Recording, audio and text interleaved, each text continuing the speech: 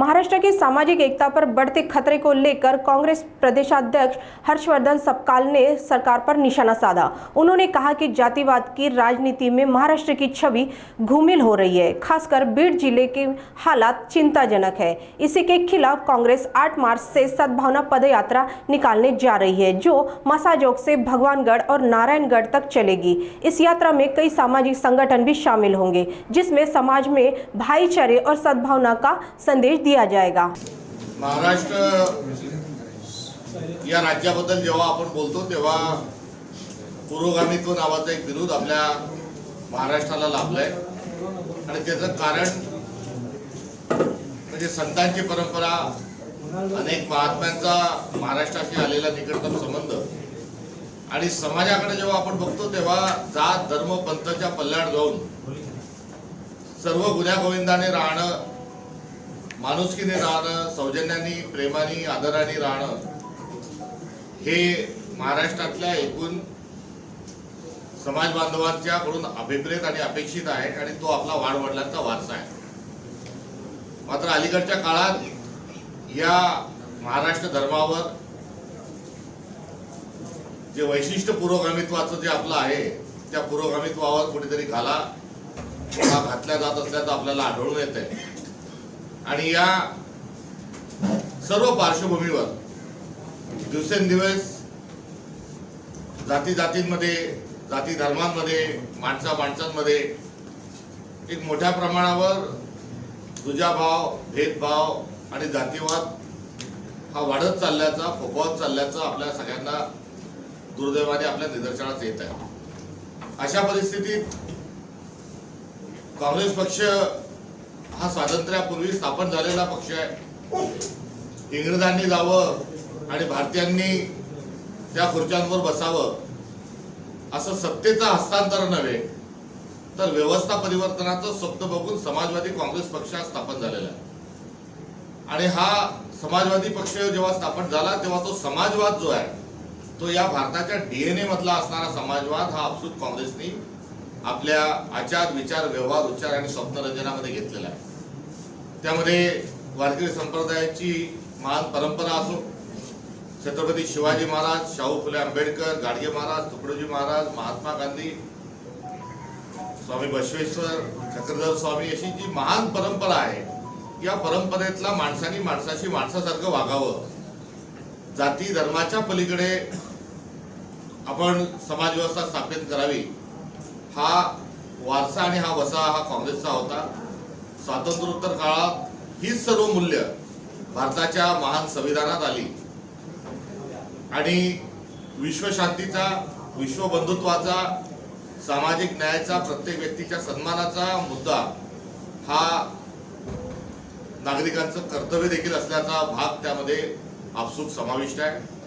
आणि एकीकडे आपला जाज्वल्य इतिहास आहे, आपल्या उज्ज्वल परंपरा आहेत, आपली संस्कृती आहे आणि दुसरीकडे आज महाराष्ट्रामध्ये हे जातीवादाचं पसरलेलं जे लोण आहे हे एक अपार्य स्वरूपामध्ये आपल्याला सगळ्यांना बघावं लागत आहे। त्यामुळे या परिस्थितीवर मात करण्याकरता कुठलाही निवडणुकीचा आशय हा न घेता किंवा कुठेही द्वेषाची, कोणाशी तुलनेची किंवा इतर विरोधी पक्षांच्यावर तोडसोकाचा किंवा हल्ला न करता एक उपक्रम महाराष्ट्र प्रदेश काँग्रेस कमिटीने हाती घेतला आहे।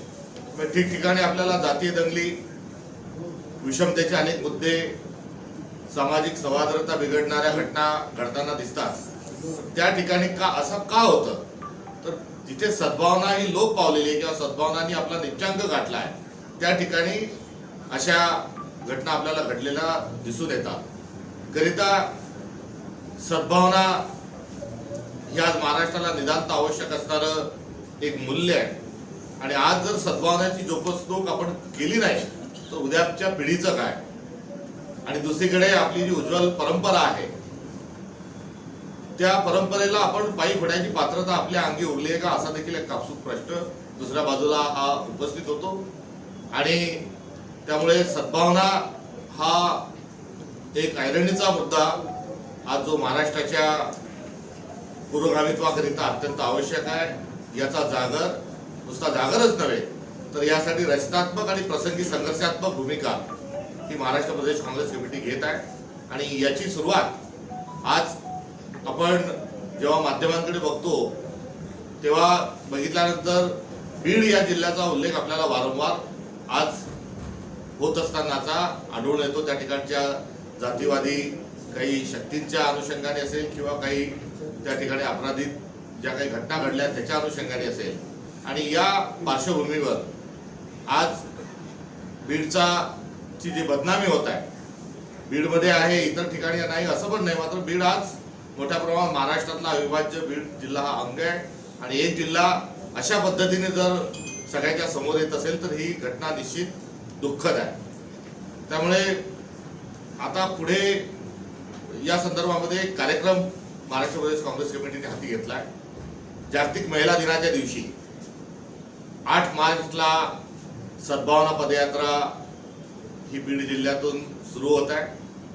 आणि महिला दिनाच्या निमित्तानं बीडला अजून एक दुसरं जे वैशिष्ट्य, दुसरं एक जो त्या ठिकाणचा एक डाटा आहे तो निश्चित कुठेतरी हा अंतर्मुख करणार आहे.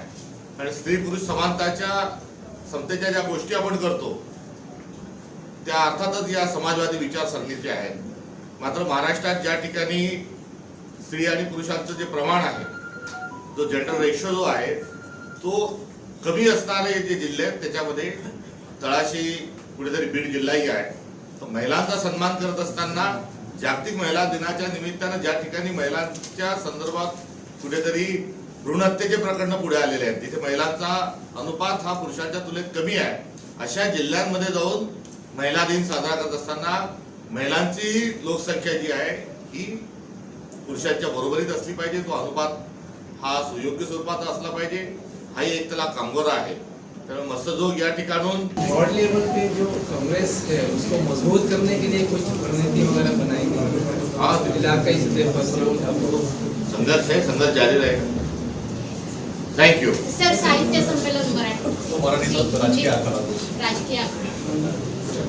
साहित्य संमेलनातून साहित्याचा, शेतकऱ्यांच्या, सामान्य माणसांच्या वेदनांचा आणि आपल्या असणाऱ्या उज्ज्वल परंपरेचा, संस्कृतीचं एक जाण आणि भान निर्माण व्हावं आणि विचारांची देवाणघेवाण व्हावी हे साहित्य संमेलनाच्या वार्षिक संमेलनातून अपेक्षा असते. आणि मोठ्या प्रमाणावर सर्व रसिकांचं आणि मराठी मंडळींचं लक्ष त्याकडे लागलेलं असतं. आणि अशा ठिकाणी एक प्रेरणा आणि मिळावी, ज्या वेदना असतील त्यांच्यावर भुंकर मारल्या जावी, जे जळणघळण ज्या लोकांनी ती झाली आहे त्यांच्या व्यक्तिमत्वातून प्रेरणा मिळावी आदी इत्यादी गोष्टी साहित्य संमेलनातून हे अपेक्षित असतात. आणि अशा ठिकाणी अवास्तव आणि कुठल्याही प्रकारचं विनाकारण अनावश्यक वक्तव्य करणं हे संपूर्णतः चुकीचं आहे. हे आपल्या परंपरेला न शोभणार आहे.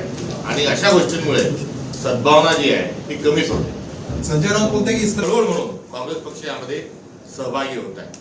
त्यामुळे आपल्या माध्यमातून माझा तमाम महाराष्ट्रातील नागरिकांना, ज्या स्वयंसेवी संघटना आहेत, संस्था आहेत, सिव्हिल सोसायटी आहेत, त्यांना पण माझी विनंती आहे की या पदयात्रेमध्ये आपण सहभागी होऊ. यामधले जे गीत राहतील हे साने गुरुजींचं खरा तो एकती धर्म जगाला प्रेम अर्पावे हे गीत आम्ही त्यामध्ये घेऊन जात आहोत. तुकडोजी महाराजांचे जे भजन आहेत, सबके लिए खुला है मंदिर ये हमारा, यासोबतच या भारतात बंधुभाव नित्य वसुदेवरची असाते, ही सर्व जी आपली भजनं आहेत, ती परंपरा आहे, आणि यातला जो भाव आहे हा भाव घेऊन आम्ही बीडमध्ये जात आहोत. नंतरच्या काळात परभणी आणि इतरही ठिकाणी आमचा जाण्याचा निश्चित प्रयत्न राहील. त्यामुळे या सद्भावना पदयात्रेच्या निमित्तानं एक वेगळी सुरुवात आपल्याला महाराष्ट्राला करता येते का, हा एक आमचा प्रामाणिक प्रयत्न आहे. राज्यातल्या कुठल्या सामाजिक चळवळींची असोसिएटेड लोकांना तुम्ही याबद्दल अप्रोच केलंय का? कुठली प्रॉमिनंट नावं याबरोबर जोडली जाणार आहेत का? आणि राज्यातलं तुमचं नेतृत्व किंवा केंद्रातलं कुठलं नेतृत्व यामध्ये सहभागी होणार आहे का 8 तारखेला? निश्चित असा आज आपल्या समक्ष याची आज घोषणा केल्यानंतर दरम्यानच्या काळात भारत जोडो या यात्रेमध्ये ज्या पद्धतीने सिव्हिल सोसायटीशी आम्ही संपर्क साधला होता त्याच धर्तीवर याही पदयात्रेमध्ये आम्ही त्यांना या यात्रेत सहभागी होण्याकरता अथवा त्यांच्या सदिच्छा शुभेच्छांसाठी आम्ही अपेक्षा वजा विनंती करणार आहोत आणि अर्थातच महाराष्ट्र प्रदेशातील काँग्रेस पक्षाची केंद्रीय आणि राज्यातलं सर्व नेतृत्व त्या ठिकाणी हजर आहे. महाविकास आघाडीतले कोणी महाविकास आघाडीतील तुमचे मित्रपक्ष सहभागी होतील का? मी आपल्याला आधी सांगितलं की भारत जोडोच्या धर्तीवर आम्ही सर्वांशी संपर्क साधू आणि हा पक्षाच्या पलीकडे जाऊन या उपक्रमाकडे आम्ही बघत आहोत. त्यांचंही स्वागत आहे. भारत जोडो सोबत पक्ष जोडो अभियान सुद्धा तुम्हाला मजबूत करावं लागणार. सगळे जिल्ह्याचे प्रमुख तुम्हाला भेटले. काही ठिकाणी बंडखोरांवर कारवाई करण्याचा विषय आहे. विशेषतः सांगली असेल, धाराशिव असेल या भागामध्ये बंडखोरांवरती कारवाई होत नाही. उलट त्यांना पक्षाकडनं त्यांच्याकडे लक्ष दिलं असा आरोप काही पक्षाचे नेते करतात. त्याच्याविषयी तुम्ही काही लक्ष घातलं का? बोलणं झालं. तुर्तास सद्भावना या विषयाच्या अनुषंगाने आज या पत्रकार परिषदेत मी तेवढ्याच